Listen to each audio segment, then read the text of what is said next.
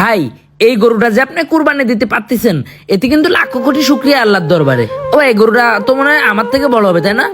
টাকা ওই রকম 2.5 লাখ টাকা। 2.5 লাখ টাকা নেছে? আরে হ্যাঁ। ও আল্লাহ, যাক আলহামদুলিল্লাহ ভাই, আলহামদুলিল্লাহ। ও ভাই আজাদ ভাই ফোন দিছে। তোর ফোন ধরা লাগবে না তো, ফোন রাখ। ও ভাই ওই ঈদের সময় গরিব মানুষ ফোন দিচ্ছে, ফোনটা ধরে বুঝে কয়ে দিই। ধর। হ্যালো আজাদ ভাই, আমি ভাইয়ের সাথে আছি, ওই গরু দেখতে আসিলাম।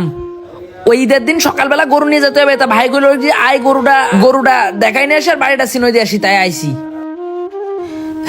না গরু কিনে টাকা সব শেষ করে ফেলায়নি ভাই, তোর কথা মাথায় আছে, বিকেল বেলা আমারে পাঠাবে নে। আচ্ছা রাখ। আচ্ছা শোন লিটন, ঈদের দিন সকালবেলা এসে গরুটা নিয়ে যাস নে। ও ভাই ঈদের দিন সকালবেলা গরুটা নেবেন ভাই? এই গরুটা একটু আজকে নিয়ে চলেন, আজকে নিয়ে গেলি ভাইপো ভাইজি আছে দেখবেন, একটু আমোদ ফুর্তি করবেন।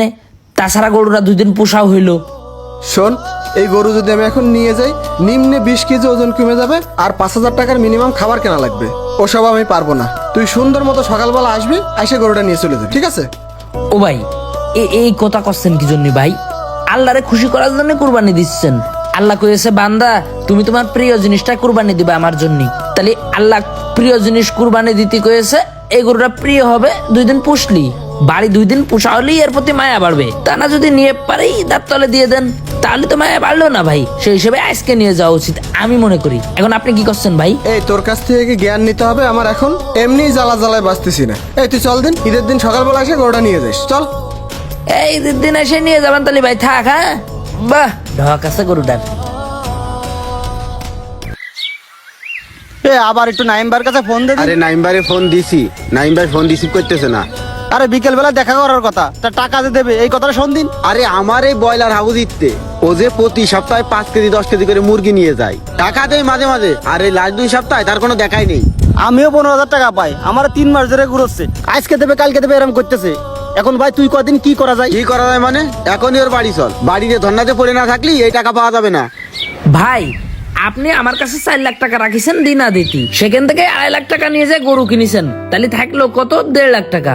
এই 1.5 লাখ টাকা এখন আমি কারে দেবো, কারে থুবো? কি দিন আমি টবো কন্দিনী ভাই? শোন, যে 10,000 টাকা পায় তারে 3,000 টাকা দে, যে 3,000 টাকা পায় ওরে বল পরে নিতি। এইভাবে করে দেনা পরিশোধ কর। তোরে কি আমি বলেছি এখন সবার টাকা দিয়ে দিতি? ভাই আপনি তো জানেন না, আমি জানি যে ওরা কি পরিমাণ টাকার জন্য পেড়া দিচ্ছে। ঈদ তো বছরকের একটা দিন, তাকে ঈদের একটা খরচ আছে না? তাহলে তাকে টাকাটা পরিশোধ করে দেওয়ার দরকার। আমি কি সবার সংসারের দায় দায়িত্ব নিয়ে বসে আছি নাকি? হ্যাঁ, শুধু কি ওরা আমার কাছে টাকা পায় আর লোকের কাছে টাকা পায় না? ভাই আর লোকের কাছে টাকা পাইলো কি না পাইলো সেটা তো আমাদের হিসাব না ভাই। এখন লোকজনের গালাগালি তো শোনা যাবে না, তাই তাকে টাকাগুলো দেবো কোন ভাবে, কোন সিস্টেমে তাই বলেন। আমি ঈদের আগে আর কোনো টাকা পয়সা দিতে পারবো না। 1.5 লাখ টাকা দিছি, ওই টাকায় যা হবে তাই। কিভাবে ম্যানেজ করবি কর। ভাই সবই বুঝলাম, কিন্তু টাকা পাবে 16-17 জন, এর ভিতরে 1.5 লাখ টাকা আমি কিভাবে বিলবো? আমি এত কিছু জানি না, কুরবানি দিচ্ছি আমি এত পারা নিতেই পারবো না। 1.5 লাখ টাকায় যা হয় তাই দিয়ে দিন ভাই। তুই আমার সাথে এতদিন কাজ করতেছিস, তুই জানিস না? খালি খালি মাথা খাইয়ে ফেলতেছিস টাকা টাকা টাকা টাকা। আড়তে বসেই আমি ভুল করেছি আপনার। ভাই এই কুরবানি দেওয়ার আগে কিন্তু 5,000-এর দিনাটা পরিশোধ করা জরুরি, না হলে কিন্তু কুরবানি হবেন না। আমার এখন কুরবানি দেওয়া বেশি জরুরি ওকে টাকা দেওয়া থেকে, বুঝছিস? সবচেয়ে বড় গরুটা কুরবানি না দিলে মানুষজন কিছু থাকবে না নে।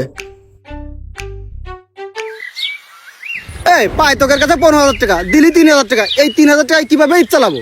এই 3,000 টাকা নিয়ে তুই ঈদ চালা দিন, দেখ তোর কিভাবে চলে। 3,000 টাকায় তো চলবে না ভাই, কিন্তু আমি কি কব?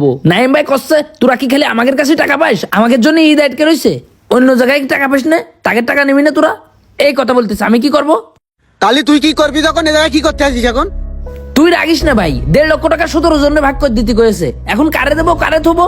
যে 50,000 টাকা পায় তারে দিছি 20,000 টাকা, যে 5 লাখ টাকা পায় তারে দিছি 20,000 টাকা। এখন তুই পাস 15,000 টাকা, তোরে দিছি 3,000 টাকা, আর মইনুল ভাই পায় 10,000 টাকা, ও দিছি 2,000 টাকা। এখন এইভাবে আমি মেকআপ করেছি, এখন আমার তো কিছু করার নেই, ক্ষমতা তো তার হাতে, সে টাকা না দিলে আমি কন্তে দেবো? কন্তে দিবি মানে? তাহলে তুই কি করতে আসিস এখন? বছরের পর বছর আমার কাছে মুরগি নিয়ে বাকি খেয়েছে, লাস্ট 2 মাস সে আমার সাথে দেখাই করিনি। ওরে ভাই দেখা করিনি, তারপরেও তো তোর কাছ থেকে রেগুলার মুরগি নিয়ে এসছে, সে তো এমন না যে অন্য দোকান থেকে নিচ্ছে। এখন সে টাকা দিতে পারতেছে না, কুরবানি দিয়েছে, তাই এখন এনে তো আমাকে কিছু করার নেই। করার আছে আমি ওই নাইম্বার আলোতে চাকরি করার পর থেকে ধরে যে পরিমাণের লোকের কাছে কথা শুনি, এই পরিমাণের কথা যদি আমি বিক্রি করতাম 2-3 টাকা করে, তাও কোটিপতি হয়ে যেতাম। আমি ওর ওই আলোতে চাকরি করে গু খাইছি, গুত্তলের মাটিও খাইছি। তোর নাইম বাইরে কয়ে দিছে নে কুরবানি দিচ্ছে না, কুরবানি এত সহজ জিনিস না। আমাকে টাকা না দিয়ে কুরবানি দিচ্ছে না, ওই কুরবানি আল্লাহ গ্রহণ করবে না। এই চল। ঈদে কুরবানি দিতে যে আপনার এমনটা হয়নি তো? সাবধান সাবধান, কুরবানি নামক ইবাদত পালন করার আগে পাওনাদারের দেনা পরিশোধ করা উচিত। আল্লাহ সমাজের মানুষের হৃদায়ত দাও। সমাজে কিছু সংখ্যক মানুষ আছেন যারা নাম কেনার জন্য, মানুষ দেখানোর জন্য কুরবানি দিয়ে থাকেন। অনেকেই আছেন যারা কর্মচারীর বেতন সঠিকভাবে দেন না, মা বাবাকে খেদমত করেন না, সুদ খায় অথবা দেয়, অথবা মানুষ টাকা পেলে সে টাকা নিয়ে মাসকে মাস বছরকে বছর ঘোরায়। তাদের কুরবানি দেওয়ার কোনো প্রয়োজন নাই। মনে রাখবেন, অজু নামাজের আগে করতে হয়, নামাজের পরে নয়। তাই ধার দেনা থাকলে সেটা কুরবানি দেওয়ার আগে পরিশোধ করতে হয়, কুরবানি দেওয়ার পরে নয়।